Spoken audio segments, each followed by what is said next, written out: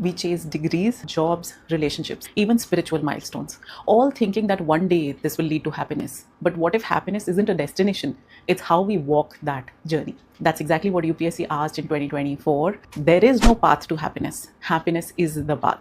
A deep philosophical idea, yet immensely practical. Let's explore this through 8 insightful dimensions. Number 1, the flawed pursuit model. Society often treats happiness as an end goal after success, money, or fame. Example, despite high incomes, nations like Japan and South Korea faced a growing crisis of unhappiness and burnout, a sign that material progress does not equal emotional well-being. Number 2, happiness as a way of being. Eastern philosophies, especially Buddhism, argue that happiness is found in mindfulness, not in milestones. Example, the teachings emphasize peace in every step, living joyfully in the now. Number 3, the hedonic treadmill.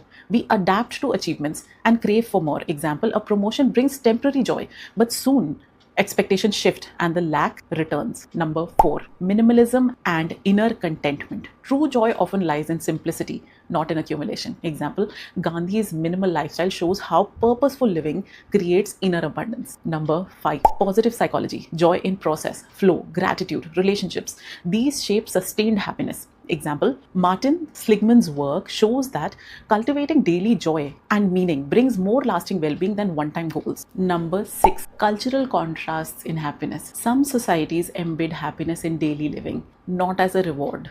Example, Bhutan, which measures gross national happiness with parameters like values, compassion, community, and balance. Number 7, the youth trap, deferred living.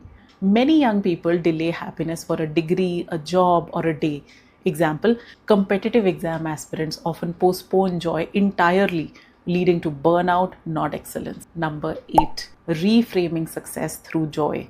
When we reverse the equation, joy becomes the fuel, not the reward. Example, organizations like Google found that happier employees innovate better. Happiness drives success, not just follows it. To conclude, you can say that happiness is not what we find at the end of the road. It's how we walk it. It's in small acts, daily gratitude, kindness, and purpose. What truly matters is, are you walking with joy today or waiting for it tomorrow? Now that you've got my reflections on this deep and relevant essay, write your version of it and send it to us. We will help you improve it with feedback.